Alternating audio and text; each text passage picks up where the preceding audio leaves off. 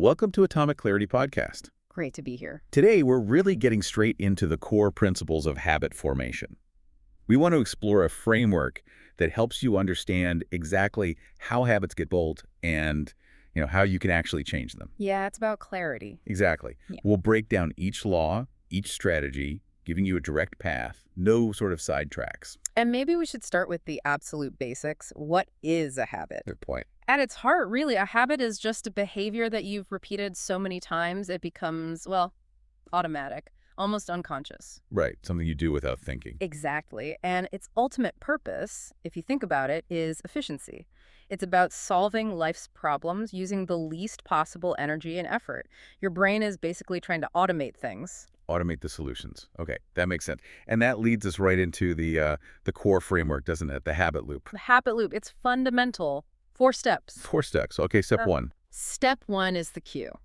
This is the trigger. It's that bit of information that basically predicts a reward is coming. It gets the whole process started. So the signal.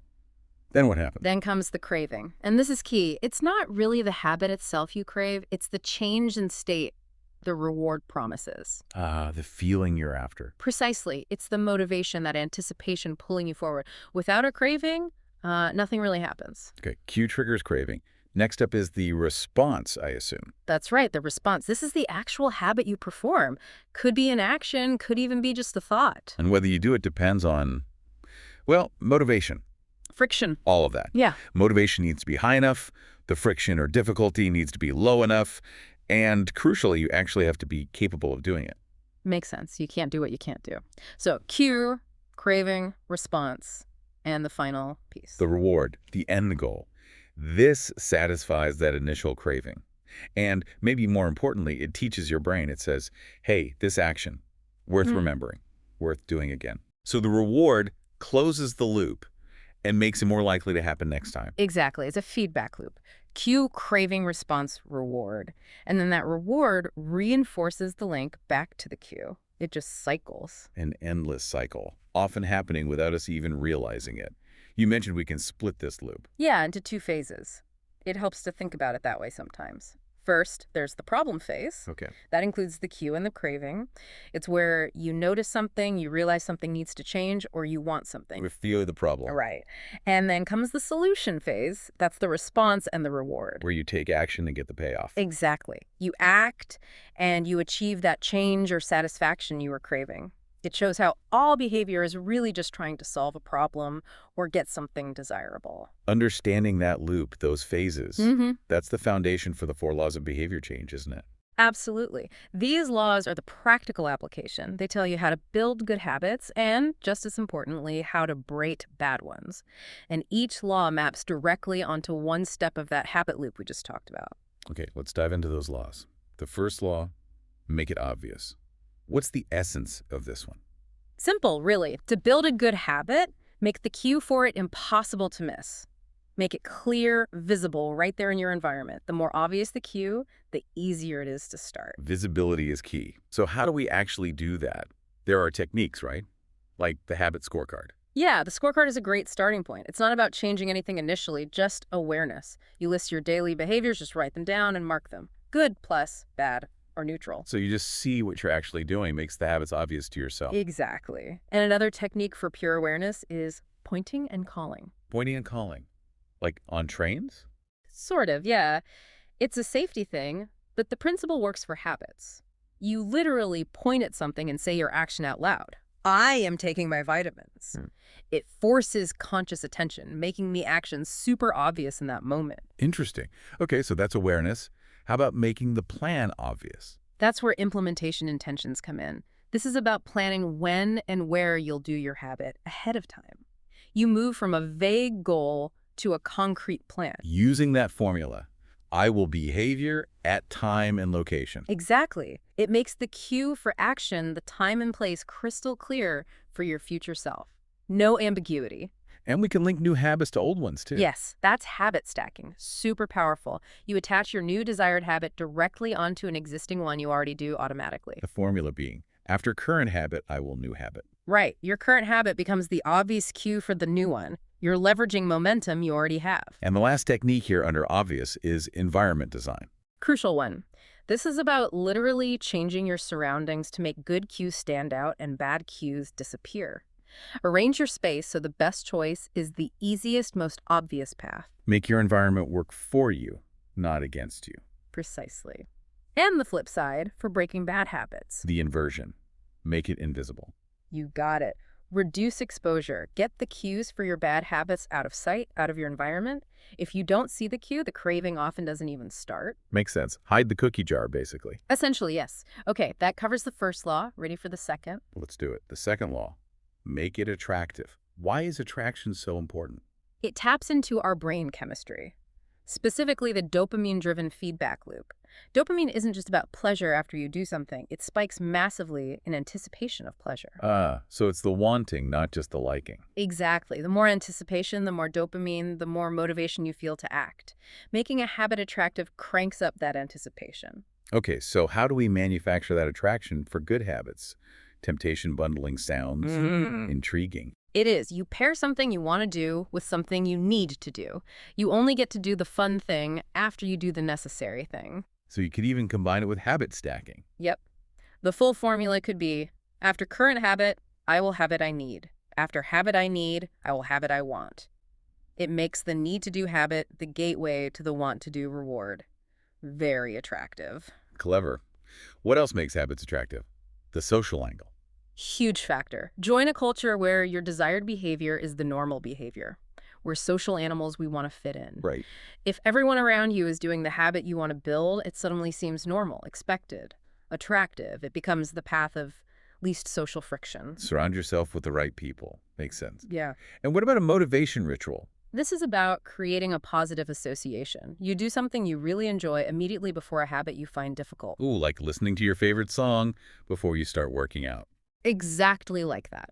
Over time, your brain starts to associate the difficult habit with that enjoyable feeling, boosting the anticipation and making it more attractive to start. Building that positive link.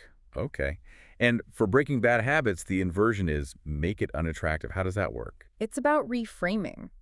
You consciously focus on the downsides, the negative consequences of the bad habit. You change the story, you tell yourself about it, highlighting why it's not beneficial, why it's actually undesirable. You strip away the perceived allure. So you mentally associate the cues with negative outcomes instead of positive ones. Precisely. You kill the anticipation of reward.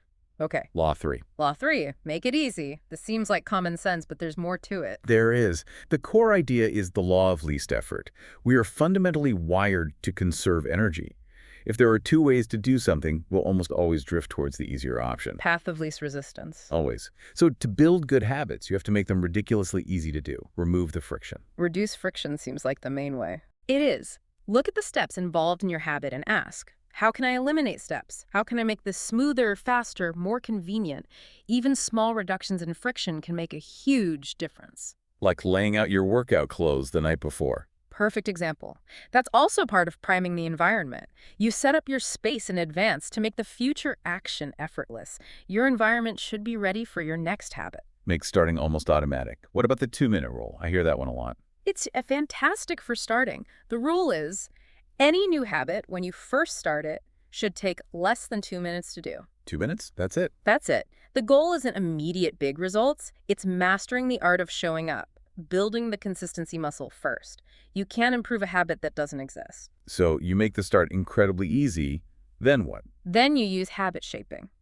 Once showing up is automatic thanks to the 2-minute rule, you gradually increase the time or intensity. Go from 2 minutes of reading to 5, then 10, then a chapter. You scale it up slowly. Okay, start small, then build. And what are decisive moments? These are critical junctions in your day. Small choices that act like a fork in the road. Choosing to put on running shoes versus sitting on the couch. Getting these small initial choices right can dictate your behavior for hours. Master the small choices that lead to the bigger actions. Exactly. Make those initial easy choices the default. Now, the inversion for breaking bad habits. Make it difficult. Increase the friction. Right. Make the bad habit harder to do. Add steps. Add obstacles. One great tool here is a commitment device. What's that exactly? It's a choice you make now that locks in your behavior later.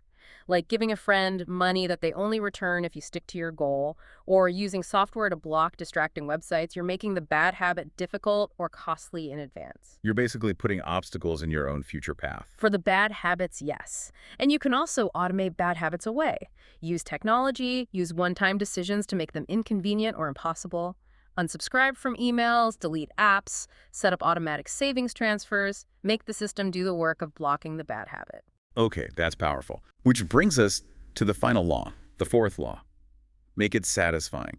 This feels like where it all comes together. It really does. And the core rule here is what's called the cardinal rule of behavior change. What is immediately rewarded gets repeated. What is immediately punished gets avoided. Immediate reward. That's the key. Absolutely critical. Our brains evolved to prioritize immediate gratification. The problem is, many good habits have delayed rewards: getting fit, learning a skill. So we need to find ways to inject immediate satisfaction into the process. How do we do that if the real reward is far off? Habit tracking. Habit tracking is a perfect example. Simply marking off that you completed your habit provides an immediate little hit of satisfaction. It's visual proof of progress. It's like putting an X on a calendar. Exactly. It feels good. It creates a visual cue of your success. It's motivating to see the streak build, and it's satisfying in itself. And that connects to those mantras. Don't break the chain. Right. Seeing that unbroken chain becomes its own reward, you don't want to ruin it. And never miss twice. Crucial recovery strategy. Missing once is just life. It happens. It has almost zero impact long term if you get right back on track the next day. Missing twice. That's the start of a new unwanted habit. So the rule is simple. Never let it happen twice in a row. Get back on track immediately. Okay, what about the Goldilocks rule for satisfaction? This is about staying motivated long term. We feel most satisfied and engaged when we're working on tasks that are right at the edge of our current abilities. Not too easy, not too hard. Just right. Just right. That balance keeps you engaged, prevents boredom, and provides satisfaction from making progress on meaningful challenges. And regularly checking in. Reflection and review. Yeah, taking time periodically to look at your progress, see what's working, what's not, and how you can improve. That process itself can be satisfying. It reinforces your commitment and ensures your habits are actually serving you well over time. It keeps you optimizing. Now, you mentioned something really profound earlier. Identity-based habits. How does that relate to satisfaction? This is maybe the deepest level.